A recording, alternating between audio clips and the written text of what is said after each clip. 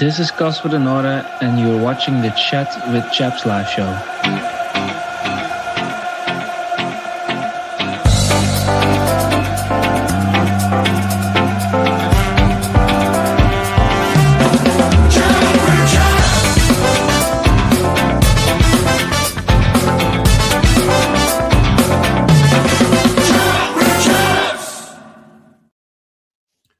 Good evening and welcome to the Chat with Chaps live show. I'm your host, Joe Zampa. And guess what? This evening we've got a fantastic show lined up for you.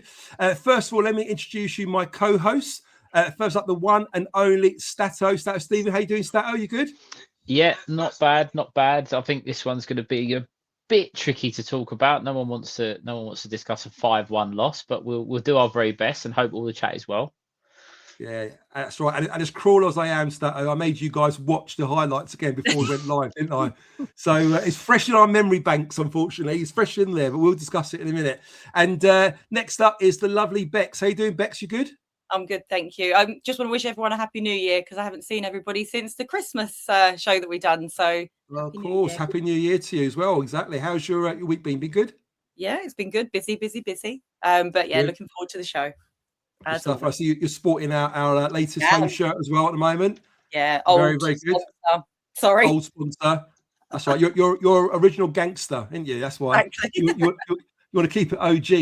Exactly. Guys, lots to talk about. Say again. Are you good? Yes, I'm good.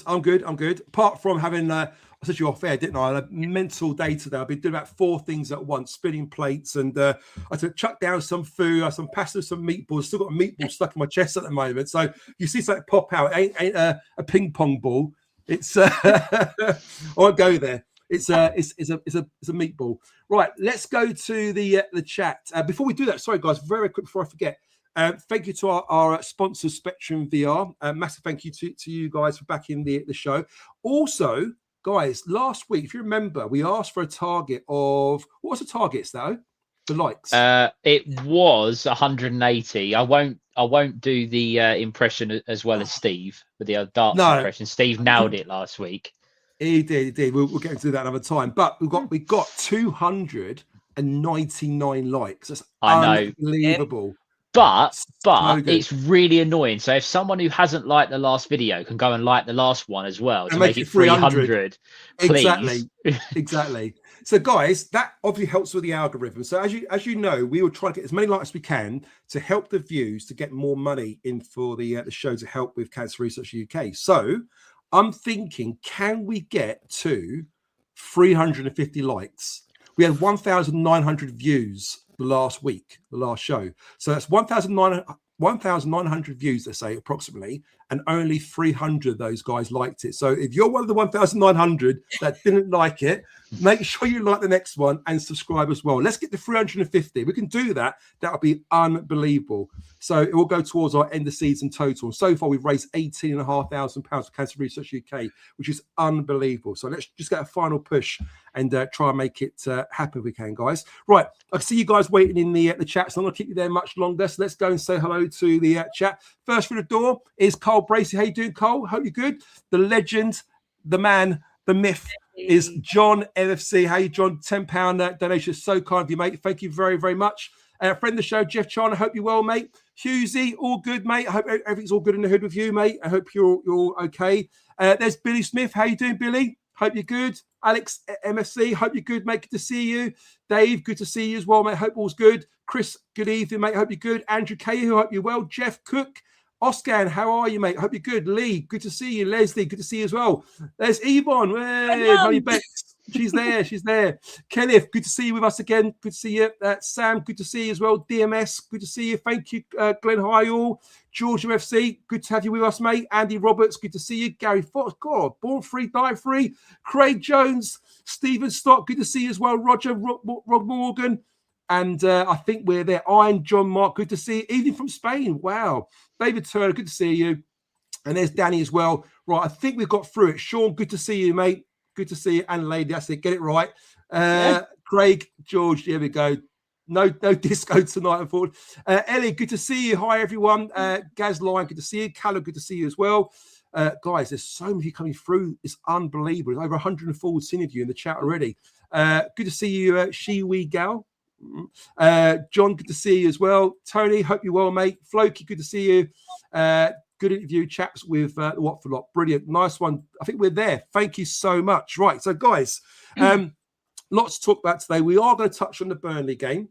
We are going to talk about our sort of transfer, sort of lack of transfer, rather, at the moment, and how things are going. We're going to talk about injuries. We are going to talk about 2 charity events we will touch on a little bit later in the show as well.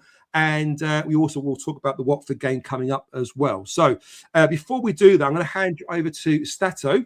Stato, it's fresh in your memory block at the moment. What do you make of the Burnley Millwall game the other day? Oh, yeah. Throw me under the bus. Well done. Well, it was a little bit of a shambles, really, wasn't it? I mean, first half, I actually thought before the second goal, I actually thought we were okay. It wasn't, you know, it wasn't a fantastic, and they had some chances, but we were all right. I think we had a couple of good chances, and Maku probably should have done better with his effort. Cooper header was unlucky. It was a good save, but it wasn't terrible. And then obviously, you know, we'll come on to Stephen Bender and the fact that he's obviously been recalled or sent back or whatever, but he just had an absolute shocker. I think Kamal Grant probably didn't do himself any favours trying to sort of get himself in the first team, and we just fell apart, really, didn't we? It was a bit of a shame. You felt that it was a game that Alex Neil probably, whilst he would never come out and say it, was happy to, if he was going to lose one game, it would be that one. And I think whilst you'd never say that, and you can't say that because you have to go out to try and win every game, I think he probably felt bigger fish to fry. No Kramer, no Aziz, no Ivanovic, no Negley, no Kroger, not even in the squad. I think it told everyone a story, and the players that did play, they tried, but ultimately got a complete working, and they got worked out, found out, and 5 goals shipped. Yeah, no, well put. Bex, I'm coming to yourself next. I've got to ask the question. As Stato said, you know, it did feel like we managed a bit of a risk game here. We rotated. Burnley did, to a degree as well, but they were certainly a lot stronger, had a lot more quality, and they obviously punished us for our mistakes, didn't they? What did you make of the overall performance and the game? Yeah, do you know what? I think that we had to rotate the players. I think it was a game that needed that rotation, but I didn't really feel that we were going to come out as such a bigger loss. I think that there were players there that probably we felt that needed to come and kind of be in the team and give it a go because of our injuries.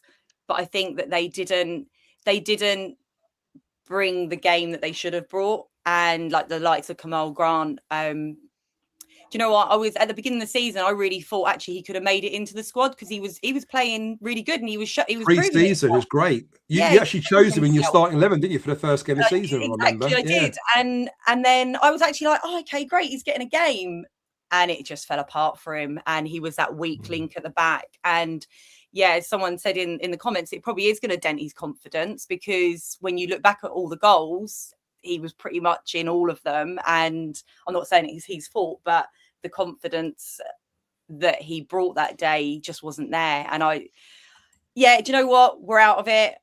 It's done. We move on. We bring back them key players again, and we get back to the league. It is one of them things. It was 5-1. What do we want to say? And we look at the goals, and there was just mistakes left, right, and centre. So yeah, it was sad. But Coburn got a goal.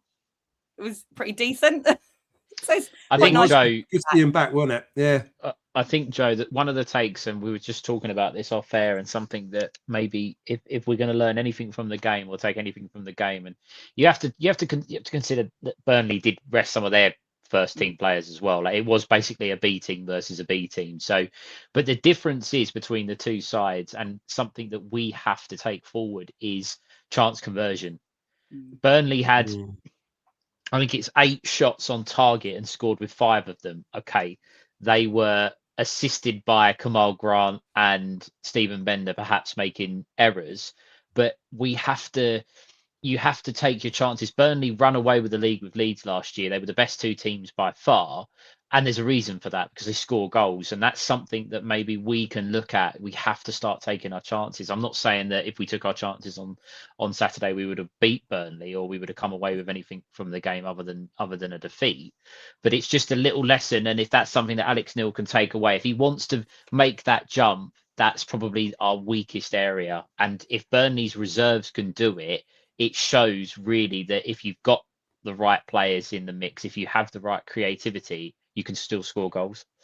Yeah, you can. But is there a mixture of everything though, Bex? I mean, obviously, Stat talks about not taking a chance, which I completely agree. Yeah. But I guess there's so many areas we could improve. I mean, the goals we gifted them.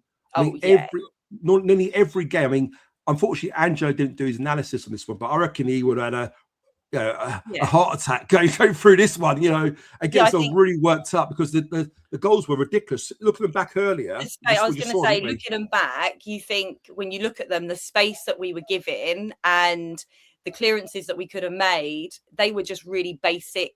They were basic skills and things that we should be doing. If you kind of look back when Alex Neil spoke before, was it at Portsmouth? There was like basic errors. There was basic game skills that we should have been doing, and they done exactly the same here. They wasn't bringing the basics, and you want the youngsters to come in and be given that chance. And you know what? I don't fault him for that because it was needed, but it just showed that lack of game experience as well. We play against a Premiership club. I mean, you look at their movement, the way that they kind of move the ball, they're running off the ball, and the way they created their chances. Yes, you could argue we could have done better defensively, but equally they were putting bodies in the box, weren't they? They were, and like I said, I think the space that we were given, and let's face it, yes, there was youngsters. We also had a few experienced players in the team as well, didn't we? So we can look back at them, and like Jake Cooper was around for a few of them, and there was times where he should have maybe put a foot in and not given that space. Joe Bryan at times wasn't where he should have been, and that kind of left the back open. It's just all, I think, just all together, it was just a bit of a calamity. So it just is what it is, but we can learn from it. Yeah, it did feel that way. Yeah, absolutely. But I'm not sure if my Wi-Fi is working okay. Is there a bit of a delay there? I wasn't sure if that messed up. I think it went a little bit delayed because I thought But I think it's all right now though. It's fine. You're good. You sure? Okay. Hopefully we'll crack on. Cheers that, Bex. Stato, just come to yourself. I mean, the harsh truth. Do you feel we kind of lacked a little bit of squad depth? I mean, we both rested players. We gave our youngsters a chance. We gave our fringe players a chance. We were crying out to give the youngsters a go, weren't we? And they got their minutes, they got their game time, but they didn't really grab the opportunity, did they? So what does it say about them? What does it say about our squad depth? And where do we go from here? Yes, it does. It does probably scream at the backup brigade, if you will, or possibly not quite up to scratch. I think, our first team are competing very, very well in the Championship. So, and that's the level that we're at. And I think some of them, your Crammers, your Azizis could play in the Premier League. They could slot into a Burnley. I'm not saying they'd walk into Arsenal's team, but they could play in the Premier League. I think Kamal Grant is one, perhaps lack of game time. He just needs to go out on loan. He's got to get some. I think Alex Neil alluded to that, didn't he, in these last presser about him going out on loan, didn't he? Yeah. Absolutely. And I think, you look at the likes of Ray's Bangura Williams again. I think it was the wrong type of game for him because you look at the opposition that he's against. I just don't think it was suited for him, but he had to play because of the changes. And Maku, again, we've been crying out to see more from him in the Championship. So what made us think that he was going to perhaps be able to step up against a Premier League side? I think that if you look at, if you look in the team, Alfie Doherty, Billy Mitchell and Jake Cooper are, in my opinion, out of the team that started the game, are probably shoo-ins to play on Saturday at Watford. I think you wouldn't look past any of them three, but the others, keeper, as we'll come on to, Ryan Leonard coming back to fitness, but perhaps, you know, a little bit of age catching up with him. Langstaff, a trier, I get that, but if we're led to believe we're in the market for a striker, it's him that's not going to play. Bangura Williams, again, someone that might need a loan. You just look at players and it's obvious that they might be able to come in and get you a goal or assist or do something to help along the way, but they're not the team. They're not the players that Alex Neil wants to be putting in the first team. I think it speaks volumes, the players that were left at home. I think that tells you all you need to know. He knows who he wants to be playing in the league. He knows his best team. Obviously, he couldn't rest everybody, and I think that just tells you all you need to know about our team at the minute. Yeah, no, good point. And I think he kind of came out of it, didn't he? Afterwards, it's almost like a little bit of relief. He sort of said, "Look, we're out of 2 cups. You know, in some ways, that's great. You know, let's concentrate on the league now. We've got another 26 games to go, whatever it is. Let's give it a real good push, and let's focus on the league now, which is what we want to be doing, don't we?" We do, Joe. I just want to. Bobby T is in the chat, and he's put the bigger picture, Stato. We will be worse than Wolves week in, week out. I would rather stay in the Championship and play West Ham. The problem with that, right? And this, I might be going off on a tangent away from the game on the Saturday. As a football club, we cannot progress unless we make it to the top tier. Because this plan of buying and selling players is only going to work if we keep bringing in better players. And if we're stuck in the Championship and in the same cycle, you're not ever going to, you have to make the Premier League for this plan to really work. So you've got proper investment. You could pump money into the training ground. That's how you secure the future of the football club. Whether or not we'd be the worst team in the Premier League, I've got no doubt that we'd get relegated. I'd love us to do well. I'd love to say we'd smash the Premier League, but it's not going to happen. But the bigger picture for me is you look at a club like Burnley, we can see what they do. They are struggling. Sunderland have gone up and not struggled. If you go and you spend the money the right way and you invest in the football club, even Leeds, not quite to Sunderland level, but they're competing, aren't they? You know.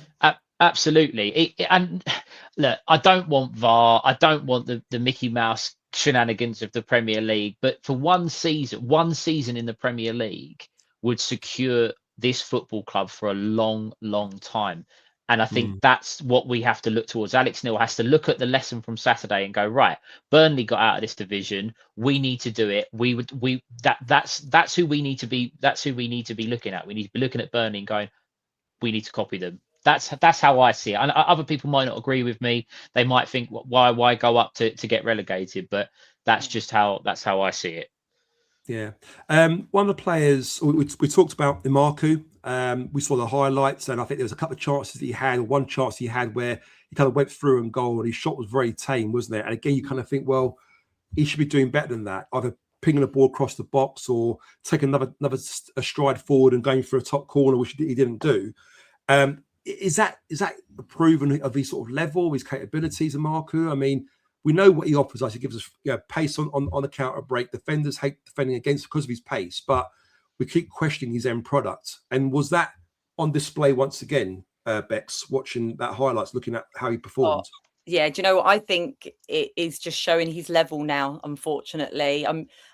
He has got that pace that we want, but he just hasn't got that finish. Like the finish that, you know, the one, that first one where the ball went through from Joe Bryan, that was a great ball. It was a great opportunity. He had so much time and the effort behind it. And do you know what? He probably felt like he was putting loads of effort behind it, but it just looked really poor. And that isn't the first time we've seen him do that. It's been multiple times, and it's frustrating because you want him to do so well. You want him to kind of get that finish, but he just doesn't produce it. But again, obviously he's doing something on the training ground to warrant getting in the team. I know that we don't have the players and we need the players like him to be on the pitch, but he's obviously doing something, but he just isn't producing the end product. He does it one in however many games. So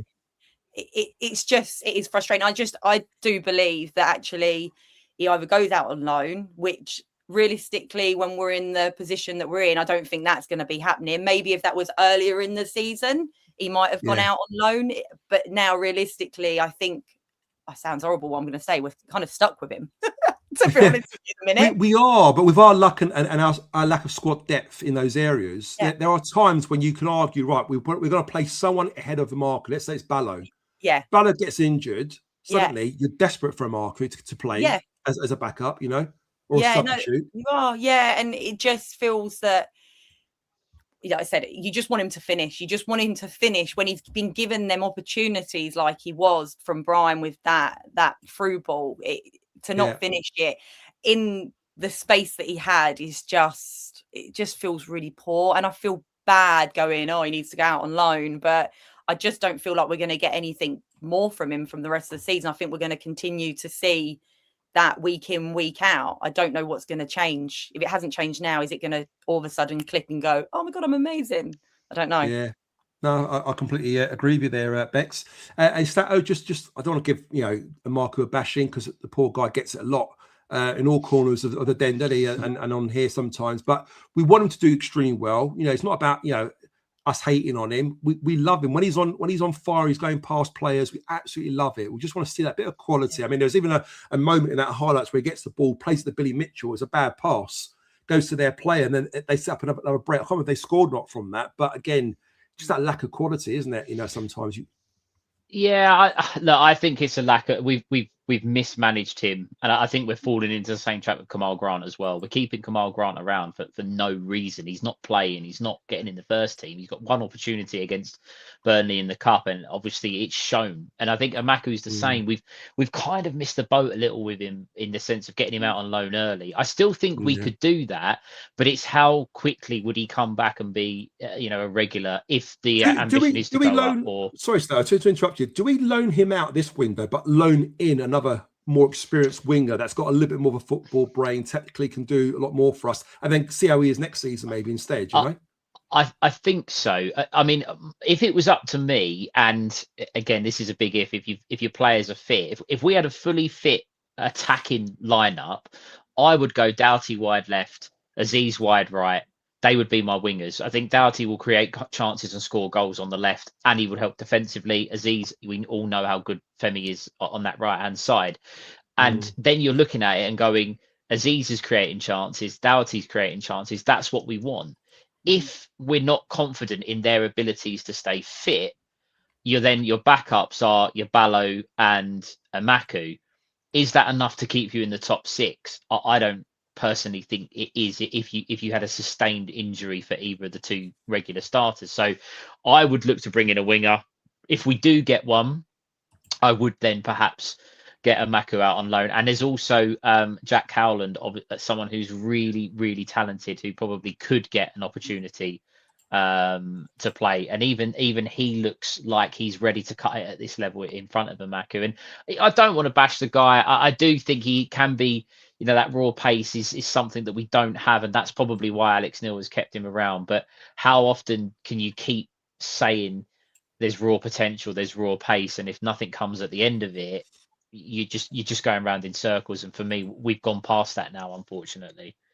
I've got a question. So if we don't say bring anybody in to kind of cover that position, are we thinking who would you take, Ballo or Amaku, if you're going to choose one for a starter in that position? Who would you both? You know what? For me, I thought Ballo would be the obvious choice. I think that's not even up for a debate. But I've seen certain things on social media, people questioning, I'd rather have Amaku over Ballo at the moment. Yeah, and I can't quite understand that, because I know Ballo sort of blows hot and cold.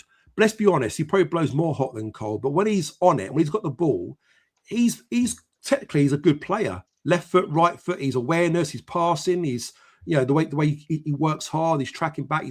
He seems like a much better complete player, doesn't he? That's why I asked, because I've seen a lot about people going, "Oh, get rid of Ballo," like he shouldn't. And I just felt like I wondered what everyone's opinion on that was. If we're not going to be looking at getting a new person in that position, if we're going to have to stick with Ballo and Maku, who are we going to go with? Because I'm more of a Ballo fan personally, based on what you said there, Joe. Me too. Stato, so yourself, Bex, very quick, then Stato afterwards. Sorry, I'm just buying into your face. That's all right. Is there anyone, Bex, that you feel could take some credits, can say, you know what, they got the minutes, they done well? Is there anyone that you can sort of say, yeah, they played well from that game against Burnley? Well, wait for you. I'll start the same question because you might be there for a while. Do you know what? I don't feel like there is anyone that I could say that done great. It was nice to see Joe Bryan in the team, but I think there was a few mistakes by him. I know a lot of people will probably just go, it was Joe Bryan's fault because they love to throw that one out there, but it wasn't his fault. What about as a positive? What about Rafik Lamptey and Josh Coburn seeing they come off the bench? Were they the only positives? I mean, for me, they were the only two positives I felt. I was asking you to see what you guys think. I think it was good to see them both come off of the bench, and obviously the assists come from Rafik's, Lamptey's. It was nice to see that tackle, and actually was good. He was kind of there to get stuck in, and it was good to see Josh obviously take that opportunity. And actually, I think as well he showed that that's what he was doing for us before. He wasn't always getting the goals, but actually it reminded me that's what he was doing, and actually we've missed that person to kind of get the ball and try and get forward. He's a trier, but it was good to see him back on the pitch. Positives. Definitely. Lots of love for Lamptey in the chat I can see there, which is good. So I wasn't at the game. I only saw the highlights, and it wasn't much highlights, to be honest with you, because I don't think even Millwall sharing extended highlights at the moment. Or why would you? To see all their 5 goals back again in great depth. But it'd be interesting in the chat if you could tell me as well who you felt were the standout players. Joe, can I just add on that? I actually thought Joe Bryan played all right. I know sometimes he gets a little bit of a bashing, and sometimes he's good, sometimes he's not. And I looked back, so I use Flash Scores for updates and stuff, and I looked at their ratings, and every time I look for things, that's all what I use. And he was our highest rated player by a long way, and I actually agree with that. Obviously, Lamptey come off the bench. I'm talking someone that played the majority of the game. Lamptey, I think, was rated higher than him. But I think Bryan was okay. I think he did enough. We know that he's not going to be able to play perhaps Saturday. We know that his minutes get managed. So whether or not he plays, the next couple of games in a row, that'll be to remain to be seen. Lamptey was really, really good. But the biggest positive, and I don't know if this is angling into the next segment, Joe, was that the hierarchies at the Den finally decided that Stephen Bender, after Saturday, had enough. We'd had enough of the big unit, as Disco likes to say, and he's been sacked off to Fulham. That is the biggest positive that come out of the game for me. And I know that's harsh, but it's true. Is that the truth? Was it his decision? Was it their decision or his decision? We don't know that for definite. I don't care whose decision it was. I've heard rumours that maybe maybe he wasn't particularly happy, staying around either. And I don't blame him. He didn't have the best performance as well. It's not like he played absolutely brilliant. Goes, right, I want to fight for my position. So it seems like it's probably a mutual agreement there. And I wish him well. I think he had one good game for us against Sheffield United, helped us win that game. And apart from that, I don't really recall him playing well in any other game that he's played in, No, I look, whoever made that decision, it's the best decision we could have made in this window, because it's freed up funds, because he's a Premier League player, so we would have been paying a decent sum. Whether we sign another goalkeeper or they do, if Jensen is going to be back sooner than we thought, who knows? Or you've got George Evans that has come back and are getting good reviews at Hartlepool. Whatever they do, it's freed up another loan spot for us. George Evans is coming back, isn't he? I think so. He's been recalled. Yeah, he's back. So I think in terms of a loan spot, wages, and just we can't. This is famous last words, I know, but we surely are not going to sign a worse goalkeeper than Stephen Bender. Surely they're not going to do it again.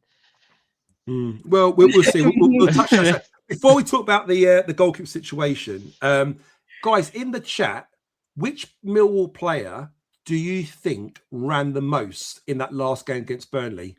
And while we wait for the chat to answer, I want to ask the same question to you two. And don't start cheating, Stato. Don't start looking on websites. Look, I can see his head do that. He starts doing that. No cheating. No, I was actually looking for something else. Okay, I won't answer now because I'll get accused of cheating if I get it right. I was actually looking at something else, but okay, I'm going to go. I actually think maybe Cooper done the most running. Okay. I'm going to Good go choice. with I can Jake see Cooper why. because of he was getting up quite a lot and he had them great chances. So I'm going to go Cooper. Okay, you go for Cooper. I will Stato, answer. which player you go for? The reason you've asked this question, there's a reason you've asked this There question. is, isn't there? 100%. I reckon. Don't dig too No, deep. no. Don't dig too deep. It's it. Oh, okay, all right. Alfie Doherty. Okay. So you say Alfie Doughty, you said Cooper. Grace. We got Mitchell from Connor, Langstaff from Kenneth, Doherty, Imarku, interesting, Negley, Bender, he ran all the way to Fulham. We've got a Bender, we've got a Negley. Would you believe it? The player who worked the hardest and covers the most amount of ground with 12 kilometers was Rais Bangura Williams. I knew it. I was going to say that. That's why he asked. That's why I said there's a reason he's asking the question. It was so obvious it was Bangura Williams, and then he went, "Don't think too deep." So when you get those fans out there moaning, "Oh, Reyes, he's low, he's lazy, doesn't work hard, doesn't run, blah blah blah." He ran over 12 kilometers, and the second highest player ran about 10 kilometers from Millwall on that game. Joe, so can I? That just shows just to curb that, and I know that you're a huge fan of Ray's. We all are on the channel. Just to point that out. But since he's been getting some game time, and just to purely be as honest as you want, you can say whatever you want here. Yeah. What has he done to influence games of football? Right. So good question. And I'm not covering for him. I'm just trying to give you the honest answer here, okay? Reyes, for me, his strength is playing on the ball. If you're playing in a team that has possession and he gets on the ball, he can be creative, make things happen, that is his game. If you're playing against a team where you've got 30% possession or 35% possession, you have to do lots of running back, tracking and tackling and pressing and all that, that's not really his strength. Yeah, he'll try and do it to the best of his ability, but that's not what he's about. So for me, yes, he's been getting lots of game time. I think he's so preoccupied in not putting a foot wrong and make sure you're doing the defensive side of the job well enough and make sure you're tackling, make sure you're pressing, when to press, when not to press, who to mark and all that stuff. It's basically taken all the creativity and all the confidence, if you like, out of him at the moment. So I think he's so focused on not messing up and doing the defense side of the job that I think he's forgetting what he's about. I think when he first came in last season, he was raw. They just let him play. We didn't care, and he was very creative. He was on the ball, making things happen. But I think this time, I think Alex Neil, and I'm not, saying Alex Neil's out of order for doing this, but he wants to mould Reyes into the complete player, and rightly so. And I think he's trying to work really hard of him on the off the ball stuff, but it is taking away a little bit of his creativity. So that's my long round the houses answer there. And yeah, I can't see really how that's going to improve unless we get a little bit more of the ball and play a different style of football, maybe, The reason I asked that, and I was banging on the drum to get him to play, and we all have been, but he's just, for me, if that may well be true, he may well be focusing too much on defending, and look, we don't know what he's asked to do or what he's not asked to do.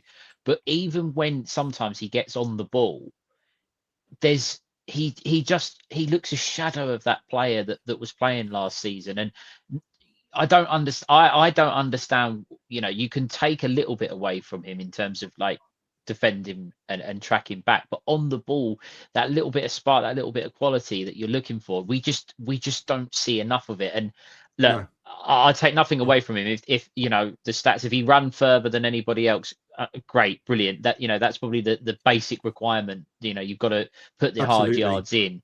But if we're talking about end product with a Maku and Ballo, unfortunately, Ray's falls into that category because he's in the team as a creative player, and if numbers are not being produced, they'll look elsewhere. And I agree. Yeah, do you know what I mean? It's really difficult. I personally, and I said it earlier, I think if he went out on loan, I think that would do his confidence and his game the world of good, because he'd be able to show what he can do elsewhere without the pressures of top 6 in the Championship right now. I agree. I agree. And in some ways, I think a loan to the second League One side who are challenging for top of the league, whatever, you like to think they're going to be playing a little bit more possession football, which might suit his game a bit more, get him on the ball a bit more. He ain't going to be too worried about doing the defensive side of the jobs because he's a lone player. He wants to play his game, get minutes. You know, yes, the manager of that team would be asking him to do a job, but if he messes up, he knows he's still going to be one of the better players there. But that might do him well or good. I would love to keep him this season and play him, but yeah, if we've got players coming back, if Billy's there now and Casper's coming back and Del Boy's coming back and whoever might be coming back, and we sign another player on loan, you don't know, he could be pushed further out or lower in a pecking order.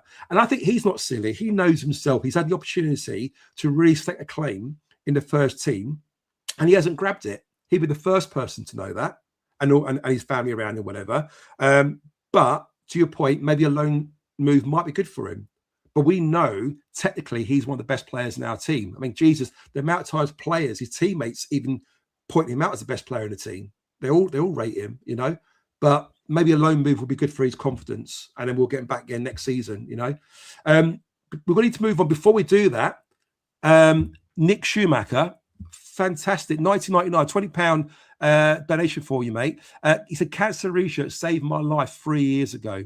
Keep up the great work. I mean, Nick, that's amazing. I'm so pleased for you, mate, and well done with that. I hope all is good now. Hope you're through and you're all good. And you know, we keep harping about Cancer Research UK. It's a great charity. Does a lot for people like yourself. And what we do here, the money we donate goes to the charity, and it helps save lots of people's lives, as it has yourself, Nick. So we wish you all the best, mate. Hope you're good in good health now. And as they always say, health is wealth, doesn't it? So I'm glad you're all good, mate. Jeff Cook, RBW, what the fuck? Don't know where he was running to and from. That's what I'm saying. Like, it's just, people can take the piss or whatever, but he's a young kid.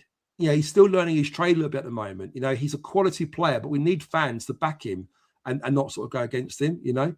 But look, that's it. Let's go back to the Bender, return to Bender situation there, Bex. Great. Are you happy for that? We heard Stato's take on that earlier. He sees a bit of good business, frees up the wages as well. What do you make of that? It does mean that Max Crocom's our first choice goalkeeper. And with George Evans coming back, being recalled from Hartlepool, he's now our backup option, isn't he? We don't know when Jensen's going to be back. What do you make of all that? Yeah, I wasn't sad to see him go off back to Fulham. I was going to take him on a £2.50 bus ride there myself personally. Do you know what? He just didn't prove, before he got injured, he didn't prove himself. I think we were kind of like, that was our goalie. We had to stick with him. And I think a lot of people like, well, you got to remember that Jensen wasn't that great at the beginning. And you kind of go, okay, yeah, we've all had the goalies that they've not really proved themselves straight off. And Bender just continued to let the goals in. And then, obviously, he come back from injury. And I thought the chances are we were going to see him on Saturday. And, he let in another 5 goals. So when that announcement come, I wasn't surprised, but a bit like you, I don't know whether we sent him back, he wanted to leave, or actually did Fulham just genuinely want him back? They might have just wanted him back personally. They might have seen his performance and gone, do you know what, we need him. The thing is, Bex, he's 27 years of age. I thought about this the other day, actually. 27 years of age. He's not really going to improve and get much better. No. Yeah, I think he's been out on loan a couple of times before. He's their, 4th choice goalkeeper at Fulham at the moment? I think his body language and even when he was playing week in, week out for us, his body language was just was awful. It just felt like he'd been thrown out on loan, like, you're going here, you're going to play there, whether you like it or not. And he just didn't feel like he fit. I just don't think he wanted to be there. So I'm not sad to see the back of him. I wish him, like yourself, I wish him well. And I hope that it works out for him. But I just think he just didn't fit. He just didn't fit in the squad. And now, yes, we've got Max. And I think if Max gets injured, we're going to be relying heavily on George again, who's a youngster. And yes, he proved himself the back end of last year. But Hartlepool is quite a big difference to what he'll be playing now. and it's a lot of pressure when we're wanting to push for that promotion. So I hope that Max doesn't get injured. In all fairness. Well, this is it. And Stat, I just want to get your point on this as well, because actually, before we do it, just a very quick one to the awful gambler, to Dan. Great donation to Cancer Research. I have an upcoming test for something cancer related, so glad you're doing well, Nick. Mate, hope all's good with you. Hope everything's okay. Hope it's nothing serious there, mate. So wish you all the best with that. Stato, where does that leave us now in goalkeeper situation? I mean, is Max Crocombe the answer? Do we then go and sign another keeper to take the first team's spot away from Max? What's your thoughts on that? Or is there other areas of the team that need strengthening more importantly than that at the moment? Well, I have a little bit of a different theory. I think that it was potentially always on the cards that Stephen Bender was going back to Fulham, because I think the club had banked on Lucas Jensen being fit. So Bender would have gone back to Fulham. We got in a goalkeeper to give us some cover because we didn't have our number one, and that's what was going to happen. Unfortunately, what's happened for the club is that Jensen has now got another injury. We don't know the extent of it. I don't know if there's any detailed reports or whatever, but he's out again. So it's put us in a bit of a position that we're now, the guy that we brought in, I take nothing away from Max Crocombe. His story is brilliant. He's playing to get himself in a World Cup squad. You have to remember that it's really important for him to be playing to get into the Kiwi World Cup team. So take nothing away from him, and I think he's done a very good job. Okay, he's not the best goalkeeper in the league, but he's done enough for me to warrant an opportunity to play in the running. However, I'm not paid to make the decisions that Alex Neil is or the board are. Do they see Mac? Did they really think the fate of our season would be pinned on Max Crocombe? I don't think that they did, and I think that's where perhaps the issue lies. I wouldn't be surprised if we go out and sign someone to be number one, personally. If we didn't, and we brought in another backup goalkeeper to get Evans out on loan again, and Crocombe keep the shirt until Jensen's perhaps back, I would be okay with it. But I don't think the board and Alex Neil are. I think they want a goalkeeper that they really believe can be the difference in getting us into the top six. Can I just say, do you know what? I don't think we are going to sign a goalkeeper. I don't think we're going to look to get one until the summer window. I genuinely think that George has been recalled to be that number two, and that's it. That's it done. I really don't think that we're gonna. There's no cup games, is there, to be a distraction? It's just league now, Yeah, I think it would be nice for them to get that person in and we have a stronger backup, but I don't get the feeling that we are. There's not exactly. I'm with you, Bex, and I really think this is George Evans is going to be that person that we're going to rely upon if Max does become injured. And like you said, if Jensen comes back and he does recover from that injury, then we've got him. But I think that this is our goalkeeping situation until the summer now. Sorry, yeah, Steve. I think I have to agree with that. Guys, we will touch on player injuries, and we'll then talk about some transfer rumours and targets. Before we do that, we're going to do a little segment now into our supportive sort of charity, what we do a lot with charity organisations. So I'm going to share my screen here, guys. So I don't know if you can see this. Apologies if you watch this on Spotify or Apple here. So I'm going to just bring something up very, very quickly. So okay, so I don't know if you can see that, guys. No. Can you see that? Yes. Okay, cool. So young Charlie, lovely kid, lovely family. He is doing a charity event at the Den in the February half term from school. This young kid and his mum, if you may remember, they did a charity event a little while ago where they climbed the Three Peaks challenge, raised lots of money back then. This time he's going to continuously sit on every single seat at the Den. That's 20,146 of them.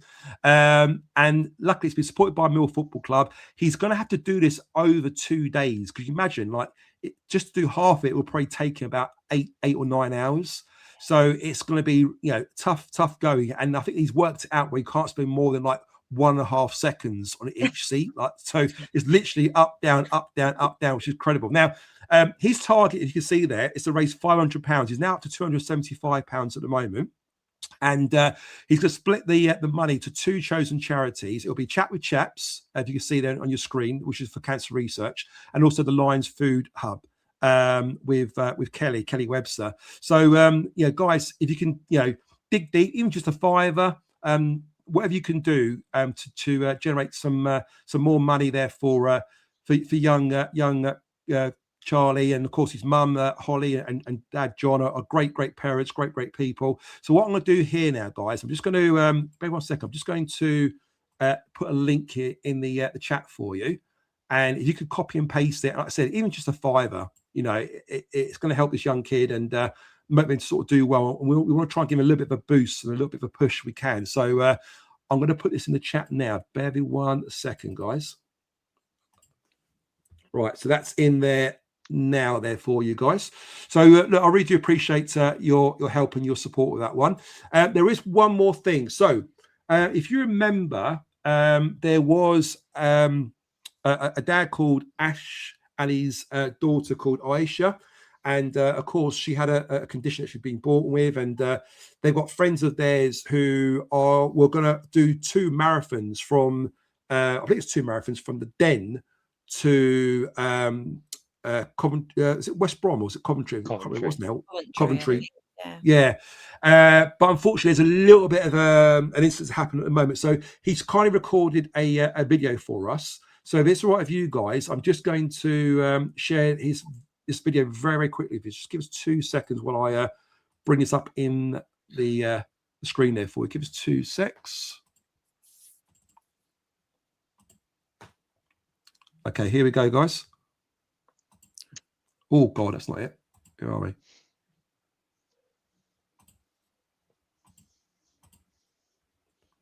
Sorry.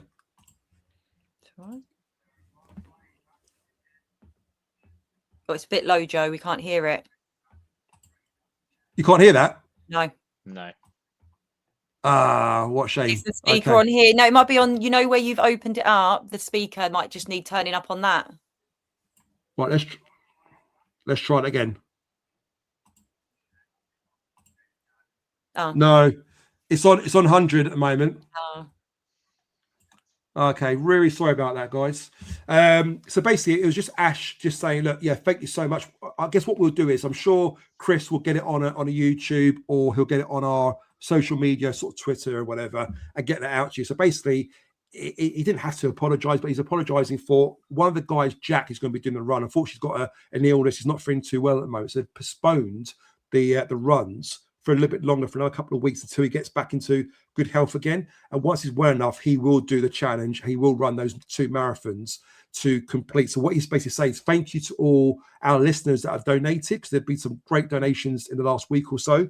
And Ash just want to say thank you to you guys. There's a message from Ash there, but I said hopefully Chris will get that out to you guys on social media anyway. So that's the charity and the community segment out of the way.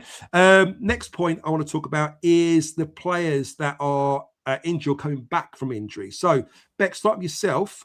There's some good news. I don't know if you see Alex Neil come out and say that there was a scan done on Derek Masusaka, aka Del Boy, and the injury that he first thought was a concern on his foot is not as bad as it was. I think it's some bruising on the bone. Bruising on the bone. That's it. So he's going to be back hopefully in a week's time, which could make him in contention to be in the squad for Watford. What's your thoughts now? You happy with that? Yeah, no, I am happy with that, because I think before he got injured with his minor ACL injury that he had, he was doing really well, and I was actually really impressed. So I'm quite excited for him to get back, and hopefully, he'll do what we want him to do. We need someone in the middle. Let's face it. But yeah, absolutely. Good. Slato, how about yourself? Are you a bit of a fan of old Del Boy? Yeah, I think he looked very, very good, very sharp. I actually thought he looked really, really fit and hungry in the Swansea game. Was it Swansea? It was Swansea. It was Swansea. Yeah, he hadn't played for how long? 8 weeks. Yeah, absolutely. And I think look, we we've got to curb the fact that we can't pin all our hopes on a young kid who's coming from the second tier of French football, but he looks comfortable in the midfield, and alongside like a Billy or a Casper or even Doherty in there, someone that can guide him through the game. He's clearly can clearly add value to this team. So again, the more bodies we get back in a key area, we need midfielders. You can't go into these run of fixtures with one fit centre mid. So if he is okay, I'm assuming we'll move on to Casper. I think it's a good thing. I don't know whether he'll be in on Saturday, but I can't see him being out for too long. This bruised bone as well. I mean, look, is it waffle? Is it what I don't think I've ever heard a manager come out and say that a player's got bruised bones. So it might just be a little bit of Alex Neil playing a little bit of mind games with Watford. Are we going to have another midfielder or are we not? But yeah, I think he's been a miss, and well, they've all been a miss. But I think it's only a good thing that he's not going to be out for too much longer. Okay, so Stevie Selstatter, one of the other players that is in contention for return for the Watford game and in our squad is of course Casper Denor. I mean, we've missed him greatly. He's on schedule. He has been for the last couple of weeks. He's been training and things are going well. They're also doing things right and not trying to. They've tried to be, not risk anything and be very sort of cautious with him. But it sounds like he's in contention for Saturday. How important is it to have Casper back in contention again?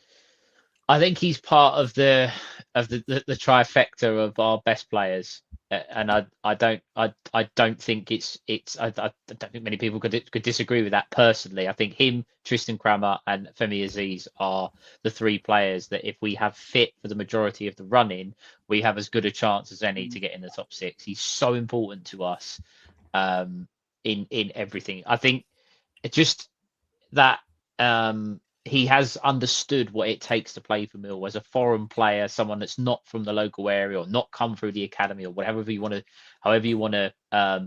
good point. Sort of address that. He gets what it means to play for this football team, and I just think he's a class above. I really, really do. I wouldn't risk him on Saturday unless he, like today, well, not even today, but tomorrow, maybe get some minutes in an under-21s game. I wouldn't chuck him in straight away, but to have him back, even in the squad, I think will lift everybody, and I think it's something that we need. What game was it when he was due to come back from his last injury? Do you remember? He was on the bench, and if someone got injured, he literally came on off about 20 minutes. He wasn't scheduled to do 70 minutes. It was QPR, wasn't it? That's right.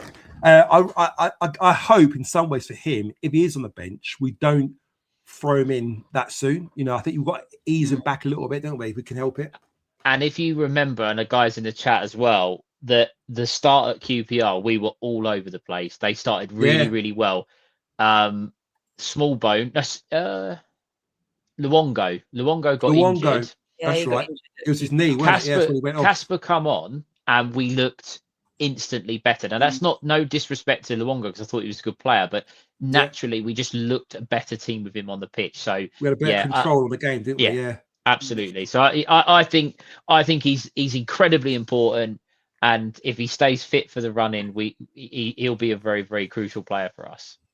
Yeah, I agree. And Bex, coming to yourself next on Casper. I mean, one thing I just want to add to your point, Stato, it's a very, very good point.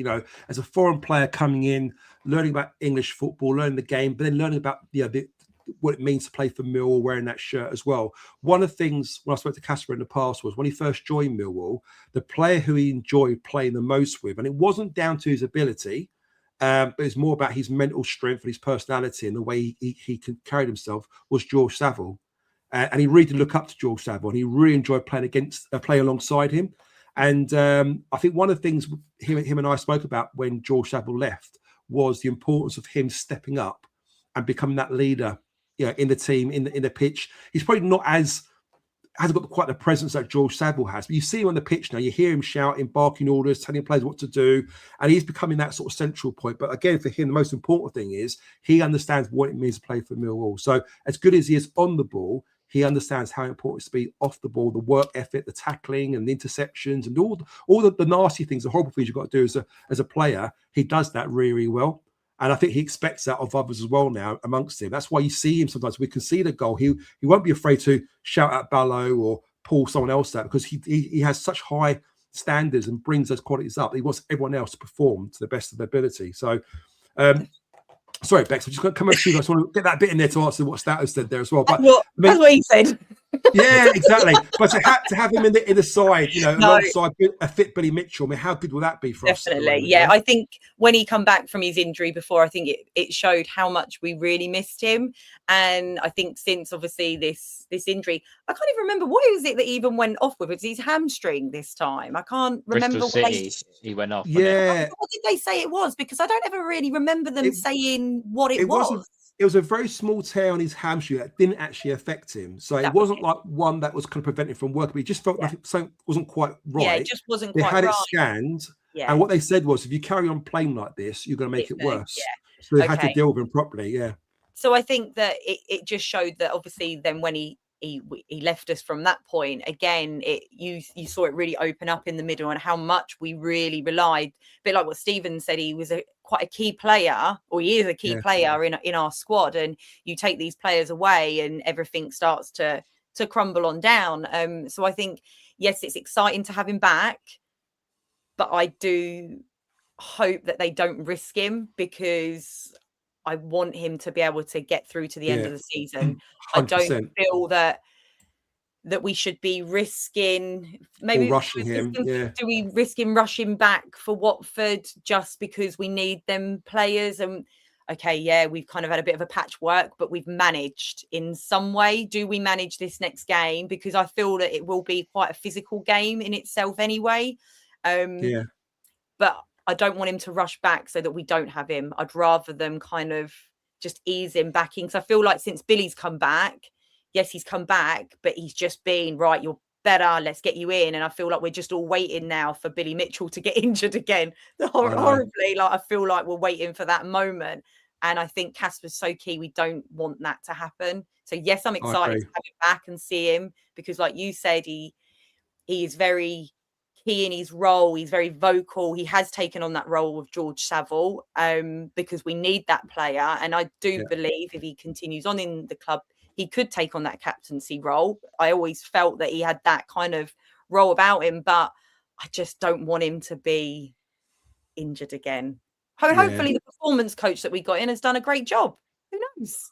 Well, that's it. Exactly. Hopefully he's earning his crust at the moment, isn't he? But I think in an ideal world, I think you like to start, if they're available and fit, of course, I think I'd like to start Billy Mitchell in the middle with Del Boy. Yeah. Give Del Boy, say, 60 minutes and maybe bring Kasper on for the last 30 minutes. Or we're a goal down and we need a little bit more midfield and maybe bring him on at half time, Yeah. But I agree. I don't think we can risk him, can we? No. Just on that, Joe. Just on risking him, and I know this is big if, but you look at our team, and if you think about when Kasper's fit, and I know that's a big, but when he's fit and available, if you look at, you got Kramer, Cooper, Taylor, Sturge, Doughty, Kasper, Mitchell, Aziz, Negley, Ivanovic. Do you know the bigger picture? You get them players on the pitch Coburn in an 11. Well. I'll even throw Coburn in the mix. I you could. Coburn's, definitely been great. Yeah. You could, if you want to go two up front, it's Coburn and Ivanovic. If you want to go with a 10, it's Negley, and you rotate between the two. But you say that team, and you look at the players that we will have available. It's so important that they get it right with Kasper, I think, and even Doughty managing some minutes with him, because the more they're on the pitch, the more chances we've got of winning games of football. So, as Beck said, Watford are a good team. They're in good form. They're flying at the moment.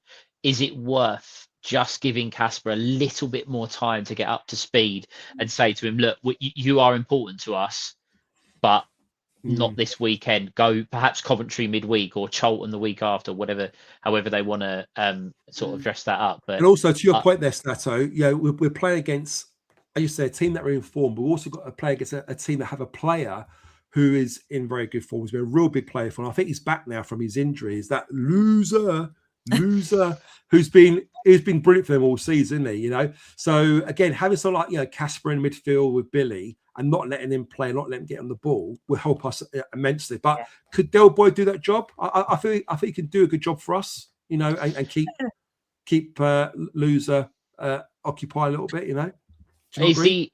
Is he fully fit? Is he going to start the game? I mean, I don't. I know he's back, but it's again, it's all ifs and buts, isn't it?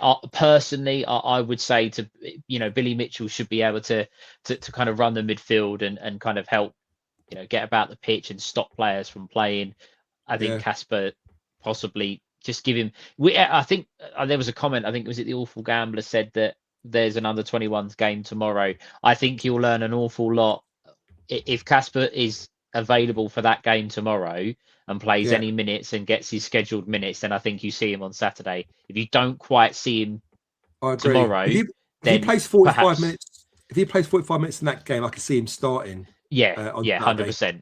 100%. But if he only gets, I don't know, 20 minutes in the second half, or if he doesn't play or whatever, then I think it might be where we're holding him back. I think that will tell you all you need to know on him. I agree. Alex MFC just said that Watford has one of the best midfielders in the Championship in loser. Will that help with Alex Neil's decision to play Casper or not? Exactly my point. See, great minds think alike. So, Bex, you're going to have to love you and leave us now, ain't you? I am. Thank you so much. See you all soon. Enjoy Watford. All right. Take care. Catch you soon. Bye. Bye. All the best. See you later. Actually, leaves two. Then there was two. Then there was two. Stato, staying with you because I have to. What's your thoughts on Josh Coburn coming back? How happy you see him back? How happy you see him score that goal? Is this going to mean now if he gets the minutes and gets fit and ends up playing regularly, can he start? Can we go back to the 4-4-2, especially with Casper coming back now? In an ideal world, I see Casper back in the middle of Billy Mitchell, which means we can play 4-4-2. We've got two big players in central midfield that can cover that territory. But more importantly, give Ivanovic that support up front. We've seen how good Ivanovic is when he plays alongside Coburn. I think at the moment, the stars are aligning, aren't they, in some ways? Aziz, fit and available. Ballo, okay, still question marks, but still got Doughty and Negley there on that left-hand side if need be. What's your thoughts on Coburn? And do you see him now pushing in and being a big player for us? I think Josh Coburn has all the attributes to be a good striker in the Championship and score goals at this level, apart from the question mark of can he stay fit? That's the big question, isn't it? He's big. I don't think he's rapid, but he's not slow. I think he showed a little bit of pace to get in for his goal. He's we call deceptively quick for such a big guy, isn't he? Yeah, absolutely. You're never gonna. You wouldn't put him up in the 100 meters, but I think he'd do a fair job. In 90 minutes and running around the pitch. But I agree. I think 4-4-2 might be the way to go to get the best out of Ivanovic. Maybe even get the best out of Coburn. I think him scoring will do him the world of good. His first game for a long time, and he gets on the score sheet. My concern, and I think Yvonne put it in the chat, that the concern was he scored, the goalkeeper took him out, and the first thing I thought of was, oh no, is he going to have another injury? And that's the problem. He every time he goes down, he holds his ankle, he holds his knee, or whatever the case may be. You're going to be thinking, is he out for 2 months? Is he out for 6 weeks? That's the problem. That I must screen it in widescreen mode or something, but he looked a bit sort of bigger and solid and wider and all that. I don't know whether that's just my TV screen play games with me, but he certainly like he's been in the gym a little while, kind of bulked up a little bit, hasn't he? Absolutely, and he has to. You have to keep working. You have to keep improving, finding ways. The marginal gains they call it, don't they? The things that make you that little bit better than the opposition. And he knows if he does play or if he does get into the team, the chances are he is going to have to win some flick-ons or headers in the box, and he's going to have to be up against big centre half. So he has to have that upper body strength. But as I say, if you didn't know his injury record, and you looked at him in isolation as a player and what he does and his attributes, you'd go, yeah, he's a big, strong centre forward. He can play up front on his own. He's a good target man. Yeah. You just have the question marks on how fit he's going to be. But if we can keep him fit, again, a big if, like Casper, like Billy, I think he'd be really, really good player for us. And I think he's someone that can certainly add goals to this team. I agree. We will end off talking about our Watford's discussion, who we will pick and who we think will play. One more player who's been out injured for a little while is Zach Lovelace. as I read somewhere, I think he's pulled his hamstring in on a 21 game. So again, there's no time scales given as to when he'll be back. We don't know how severe or how minor it is, but again, it's just a bit of an unluck there with Lovelace. What's your thoughts on that? Again, he's someone that until we see him play a run of games in the first team, I don't think anyone really knows how good he is. There's no evidence to support the claims. He's young, he's talented. He got his move to Rangers. I think behind the scenes, I think that the management of him and maybe the decisions that were made for him or by him haven't quite been the best for his career. He might disagree, going up to Rangers, but it clearly didn't work. I think until we see him play, I don't see, if there's a player in there or not. He has been incredibly unlucky with his injuries, but again, got to get him fit to make a real judgment on him. Yeah, another player who people are questioning, where is he? Is he in the club? Is he in? Is he been sacked off? We cancelled his contract. Is Triple B? So Benicio Benica Baker. So he played for the under-21s in the last under-21 games where we beat Colchester 6-0 away, I believe it was, and he scored 2 goals. He played really well. Apparently, he looked electric, and he came out on social media and he put a funny post. It wasn't actually him on there. It was somebody else. It was a famous sort of like YouTuber guy, I think, or something, where he sort of said, "Oh, you thought I'd been gone, didn't you? I'm back," sort of thing, And again, he's somebody who looks sharp. He's exciting to watch. He was a big player coming through Brighton Academy as a real promising youngster. Didn't quite make it there. We've obviously snapped him up. He's had his injury. I think he had a hamstring tear, which has kept him out for about 2 or 3 months. But he's breaking into the first team. He's got people, looking at him and I think, yeah, he looks like one for the future. A couple of more games, could he feature into the first team squad? Could he give us that, squad depth we need for Aziz on that right hand side? He's a very similar player, a bit smaller, but he's fast. He's left-footed, plays on the right hand side, cuts in. He's got an eye for a goal. He can shoot from distance. He's a good dribbler. Do you know much about him? And if you do, how important could it be to our running at the end of the season? Again, without putting too much pressure on him, because he's not really played it. I don't think he's ever played a championship game. I think he was at Port Vale, wasn't he, and played a little bit there before coming to us. Right. So yeah, I think the key thing is the pace. Amaku is the only one. Loads of pace. Yeah, the Amaku is the only one who really has got that raw pace that in the team, and that's why we've said that's why he's in and around the team, because he gives us something different. If Benicio Baker can give us that as well, then why not? I think there's that saying, isn't there? If it doesn't matter how old you are, if you're old enough, you're good enough. And if Alex Neil sees enough from him, if he scores goals for the 21s, then by all means give him an opportunity. Again, you can't put too much pressure on him, but I say this all the time, and I've said it about Bangura Williams, we've said it about Negley, we've said it about Ballo, we've said it about Amaku. If you're not producing numbers and you've got players that can play in that position and give you something different, you've got nothing to lose. Because if you're not creating chances with them, what harm is it going to do to give him a go? So he'll be knocking on the door. He'll be saying, I want to play in the first team, and Alex Neil will have to say to him, right, show me what you can do. Absolutely. So let's move on towards Watford. To be fair, I had a segment at the end here regarding transfers and stuff like that. But look, there's not a lot going on at the moment. I'll tell you what, let's get transfer out of the way now. I know the chat probably asking about this as well. So I don't know about you. I've done some research. I looked online. There's not a lot of players we're linked with. There's not even like made up ones or funny ones I can see at the moment. The only one that I've seen from a fairly decent sort of journalist was Bailey Calamatri, who is at Sheffield Wednesday. Apparently he's linked with us and also with Blackburn and Hibs in Scotland as well. So again, I don't know how much truth is in that, but apparently there's some interest from our part on that one. So that could be one. We're also linked with a goalkeeper. Is it Stalwamir Abramowitzlitz or something? I'm not sure what his name is now. Foreign club. So again, treat it as a rumour, but yeah, it does fit the keeper cover narrative. If we are looking for another goalkeeper there as well. We talked about loans, didn't we? So again, Alex still suggested that players might go out. We're looking at Kamal Grant as being one of them, perhaps, maybe, possibly Amaku, possibly Bangura Williams, who knows? But there doesn't seem to be a lot, does there, coming through Stato at the moment, is there? No, and I think look, I think there's a lot of people that maybe even the listeners have been waiting for us to get to the chat about transfers and who's coming in and who, maybe who's going to go out, etc.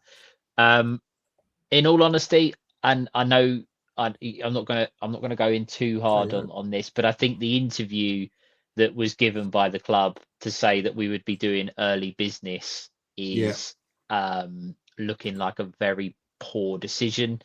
What's your thoughts on that, Stato? Hearing that, because I know a few people mention that now, aren't they?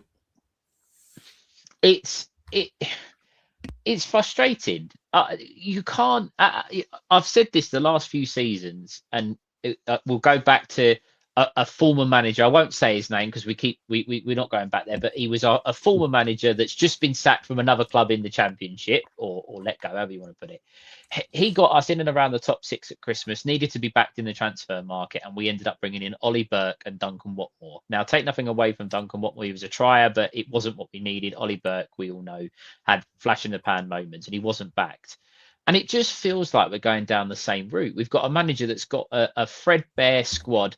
We've not had a centre midfield for 4 to 5 weeks, and he just needs a little bit of backing. And the club comes out and say, look, we're gonna bring in players and we're gonna bolster. We're gonna bring in reinforcements.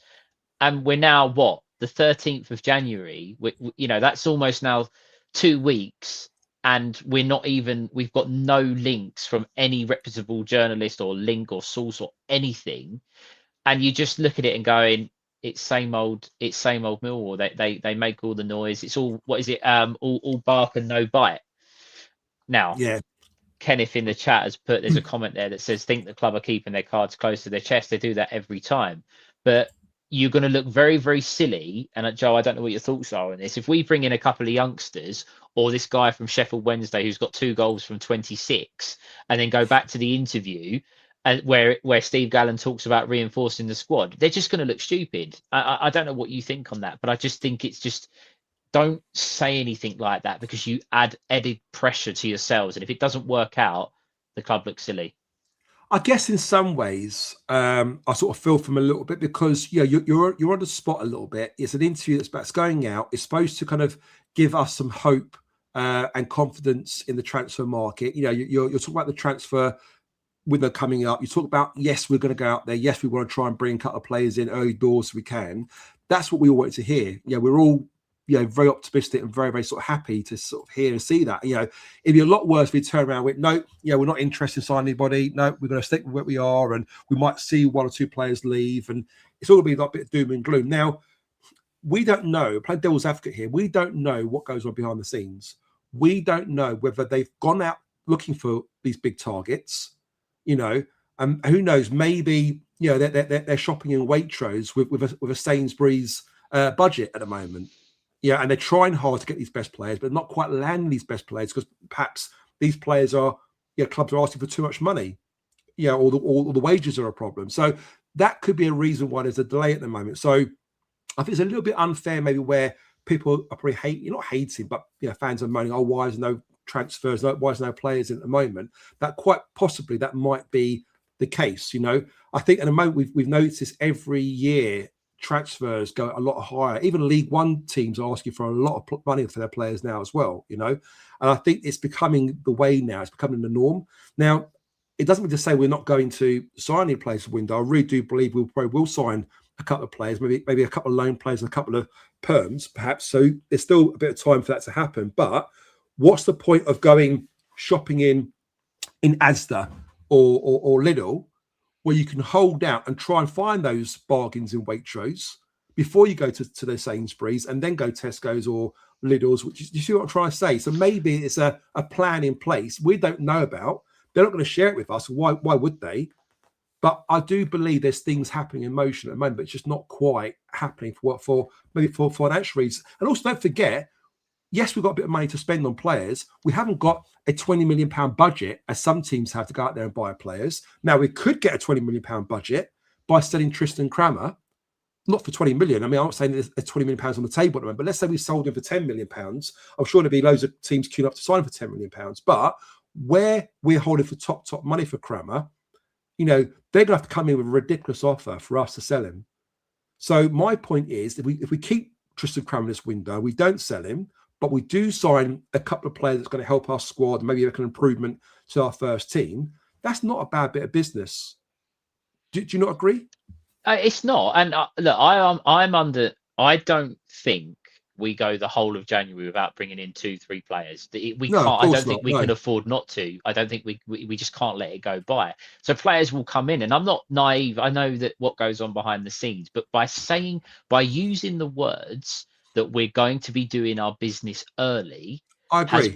has put unnecessary pressure on the board, on Gallen, on whoever it is to deliver. And that's where I have a little bit of an issue. If they come out and say, look, we are going to be working on deals and we are going to be looking for the right players, etc., and there will be movement, great, fantastic. I just think it's added pressure.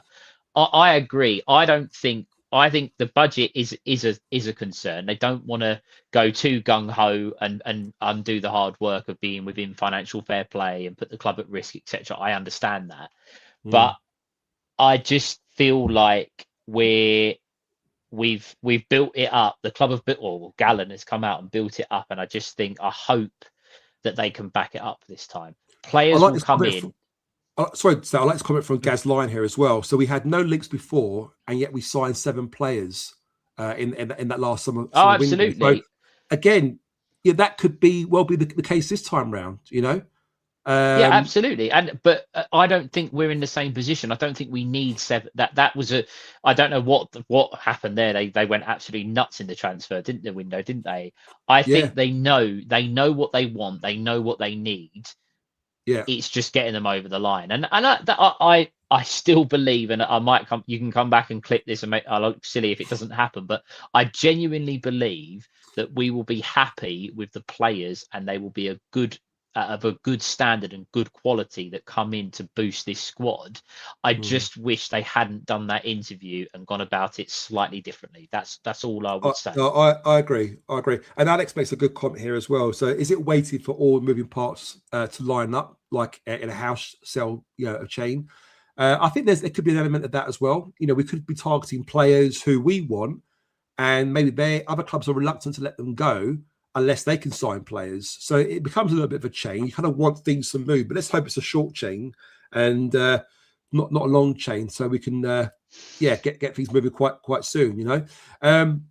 But also, like I said, players we do bring in Sato as well. I don't know about you, I feel if we do bring players at the moment, I don't want to see players coming in who, even on loan, that are going to be squad players.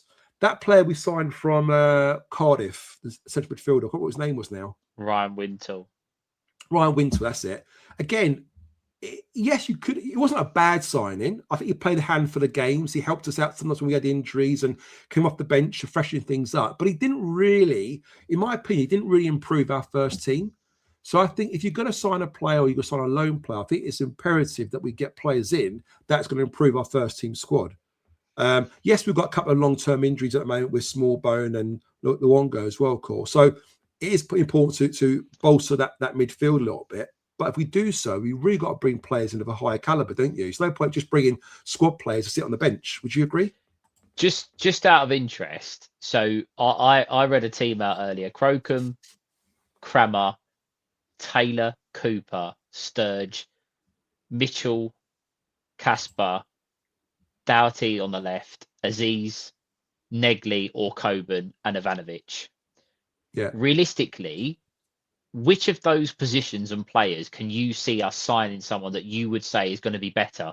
Now, if we went out and spent 20 million, you'd find a better player in those positions, but we know that we're not going to have the funds to do that. So realistically, what position in our first team do you think we can actually make better? Where do you think it is?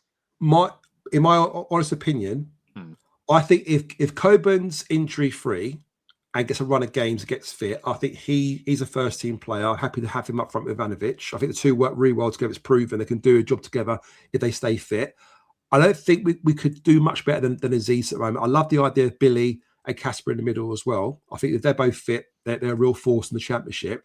Our back four is decent. I think when you've got, Doughty, Sturge, Joe Bryan left back, I think it's very hard for us to bring another left back in at the moment. I think Sturge is good enough to do well as a first team choice. Crammer, you say, is good. Taylor Cooper, good. I would say left wing is a position that probably needs a little bit of improving. Now, I'm happy with Ballo doing a job for us at the moment. Is he the answer? Is he the first choice, as you say, where he's irreplaceable? No, he's not. I think we can bring in a player that is probably better than Ballo. Now, Ballo can play, as we know, he can play on the left, he can play on the right, he can play in the middle. But I do think we can still do better on that left side. So if you ask me what position can we improve on, I think we can go for that left wing or goalkeeper if we really do want to improve. The couple of is that what you go for? I would say the goalkeeper.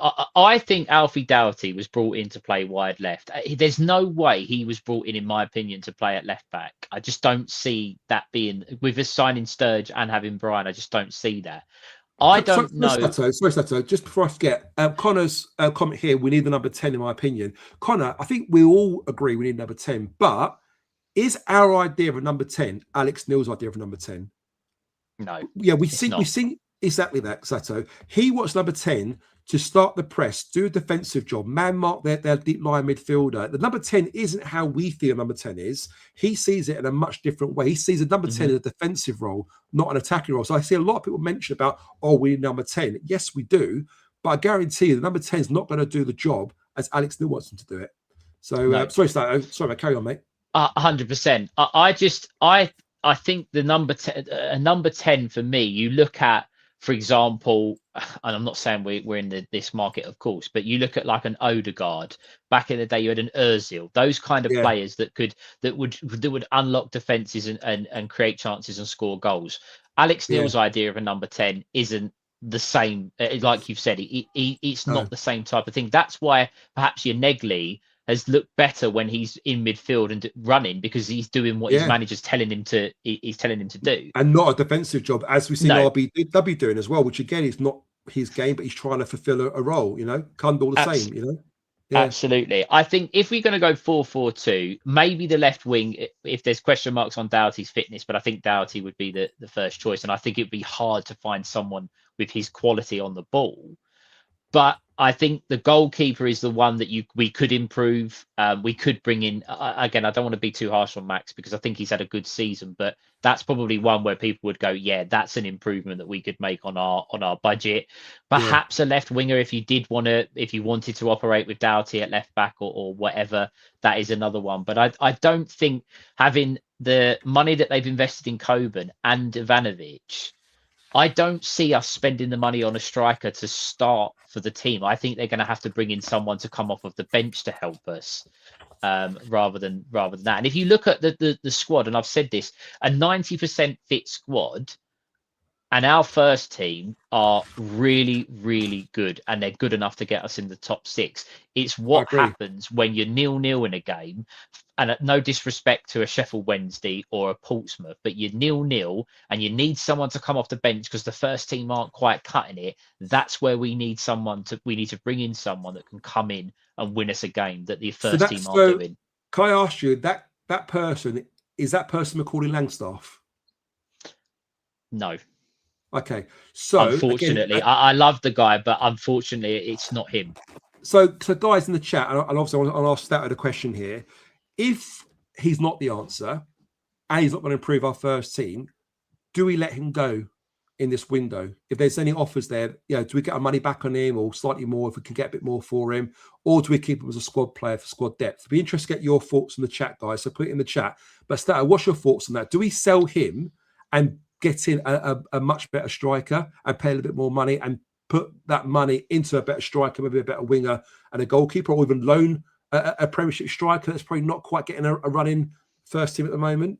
I don't think we're going to get an awful lot of money for Langstaff. I think because of he's jumped from League 2 to the Championship, his wages is going to be a stumbling block to drop back down the footballing chain. I think that's going to be a little bit. League One? Would he not go to League One? Yeah, I mean, we dragged him League 2. Perhaps I'm going to throw a name out, and there has been a soft link with him. And I'm not suggesting that we're going to sign this player, guys. Before you say, do I know anything? I don't know anything. This is just purely a name that's been linked with us. Sammy Smodics. Yeah, I've heard that a few times, yeah. If you were to say to Alex Neil, we'll ship out Langstaff to Notts County or Stevenage or Peterborough, whatever, in League One, and we will get you Sammy Smodics, he would absolutely snap your hand off, as would most of us. And that's the improvement I'm talking about. Do we move our players, our fringe players, are probably not quite the level. Now, I'm not saying the young ones should go out on a perm. I'm saying loan a couple of the young players out. If we can bring a better quality, that's going to improve our first 11. If that helps, Absolutely. I think I think there's options there that we could get an upgrade on Macaulay Langstaff, whether that's on loan, whether that's a permanent or what, however, wherever it comes, whether it's abroad or in this country. I think, as I say, you look, there's going to be times from now until the end of the season that we're going to be playing in a game and we're going to be level, and we need someone to win us a game of football off the bench. And we haven't got that at the moment. No. We could argue we've got Ray Spango Williams, but again, if he comes off the bench, it's to do a role that's not really going to be suited unless we're throwing the kitchen sink forward, Callum said, only let him go if we get bodies in. That's regarding Langstaff. Good player from Connor, but not to this level. I wouldn't say yet, Connor. I think he'll never get to this level. He's 28 years of age now, isn't he? Mill Holdings said, I will let him go. Wallline saying squad player. So there's not really, sell is what Gary said. Mark Murphy says, if Langstaff isn't the answer, then play AJ and let him learn on the pitch. Yeah, I guess so. But again, are you asking a lot for a youngster that, to do that role? I don't know. I mean, I guess there's no harm giving him a try, but I think he has played a couple of little times, not a lot. But when he has played, he looks a little bit quiet. He's not like someone who's just come on the pitch and made a real difference. Mark Murphy, I don't know how old you are, but I'll give you an example. When you look at young players of that age, 18, 19, 20 years of age, do you remember we brought Darren Huckabee and we had him on loan from Newcastle? He was a youngster. He came in and, oh my God, he tore it up, didn't he? Like, he looked incredible. And he's a young player. Now, there are young players out there, I think, that can do that, but is AJ Matthews the player who's going to do that? I don't know. I really don't. I think we need to go for a bit more experience, in my opinion. What's your thoughts, Snow? I agree. I mean, look, there's nothing to. Who's to say that we don't go and loan a striker from perhaps the, when we got Harry Kane in, he was what, 18 years old, come in and scored another player, load of goals, youngster, bucket load of goals. I mean, the club, a game that I'll go back to, and just talking about carrying on the discussion, Hull had a decent attack. They were 2-0 out. They Geldhart, they brought him in. They've got McBurney. They've got, I think, is it the guy Liam Miller who should have been sent off, yada yada. But they made changes and they still look threatening going forward. Their forward line still looked good even though they made a couple of subs, and that's where I think that's what I'm looking for. Now, Premier League loans can do that. I saw someone say, the guy, is it Raksaki? Is it the guy from Crystal Palace? Rakasaki, yeah. Someone like that. Again, an exciting player. I know he's played for Charlton as well, but somebody that there's players that are on the fringe in the Premier League that we can bring in. But to go back to your initial point, Joe, Macaulay Langstaff, would I let him go right now? No. But if an opportunity was to get an upgrade on him, then yes, I think it's the right time to get an upgrade, personally. Okay. Stato, we're reaching the 89th minute.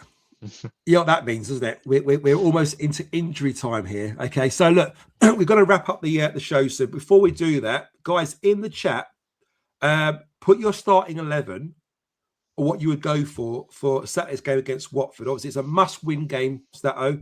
It's a bit of a 6-pointer, really. If we win that game, it really puts us in a good position against a very, very good side, of course.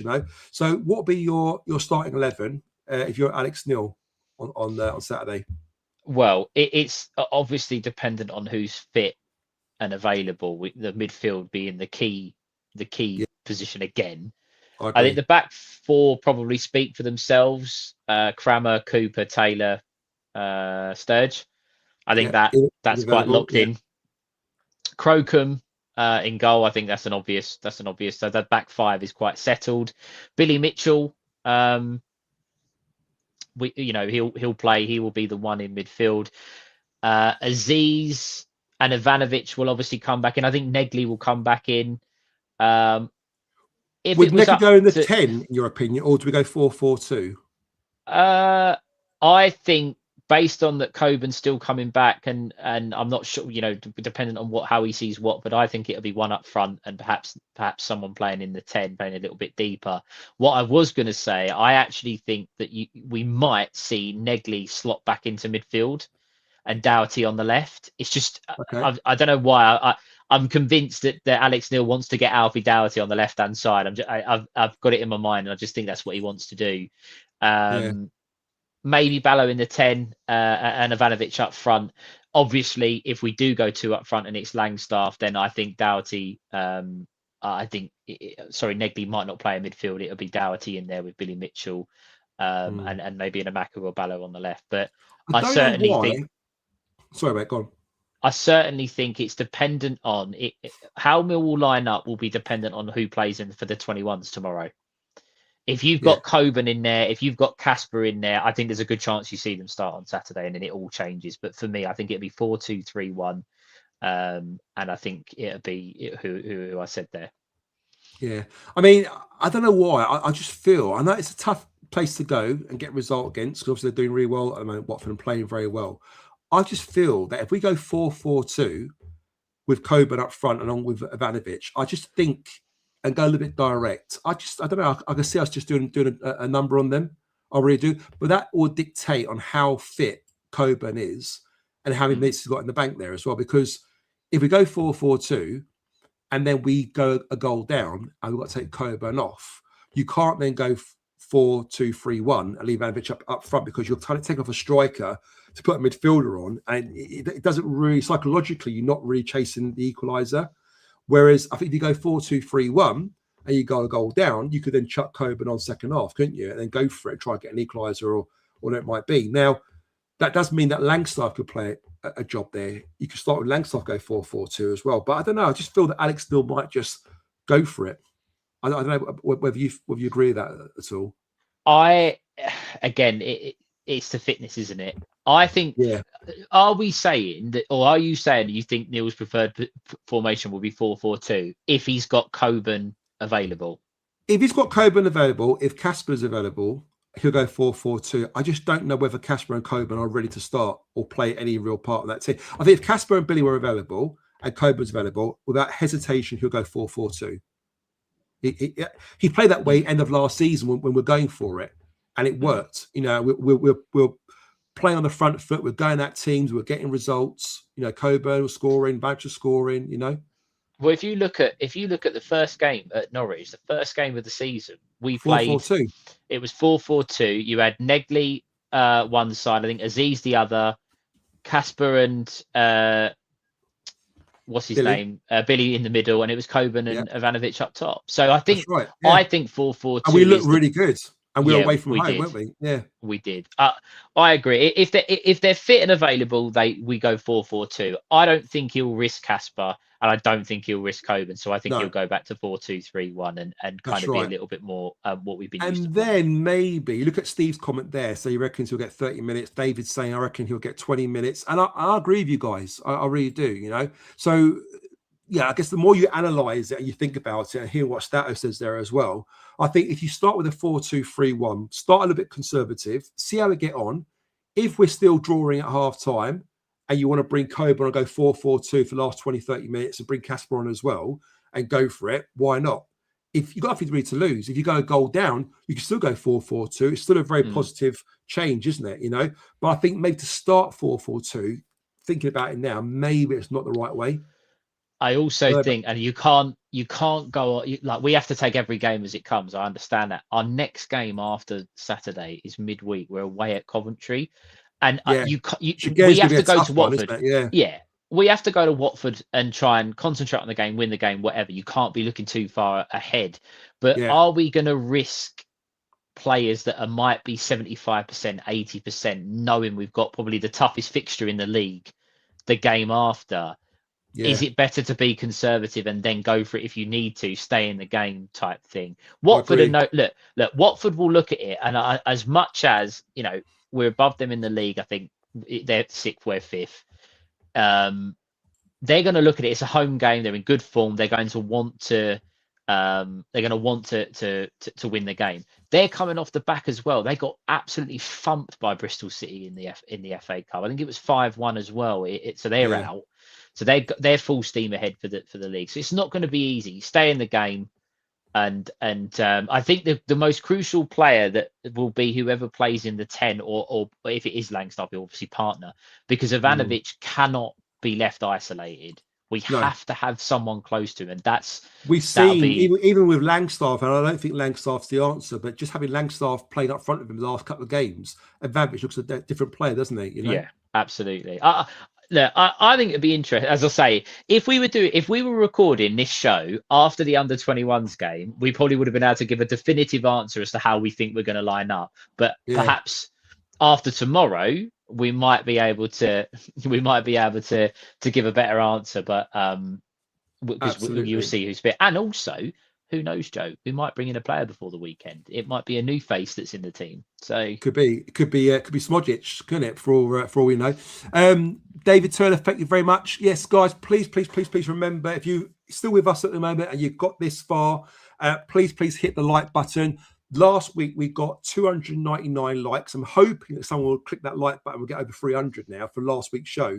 But 299 is still fantastic. We want to aim for 350 likes this time. So please make sure you hit the like button.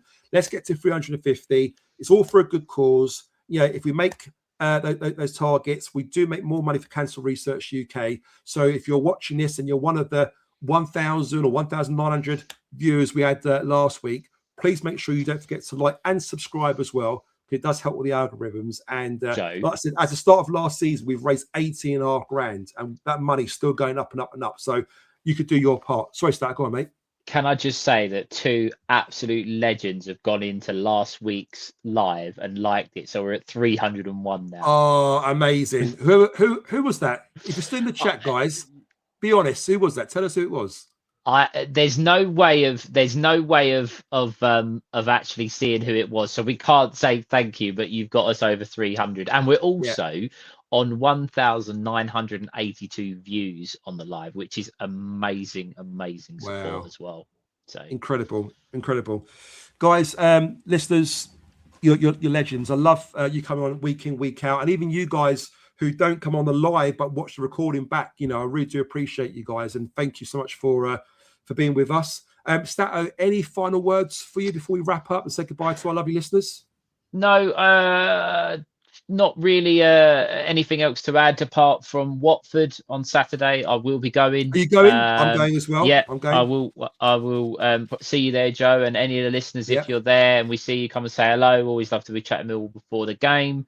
I think it'd be a really good game on Saturday. I'm expecting a good. I hope so.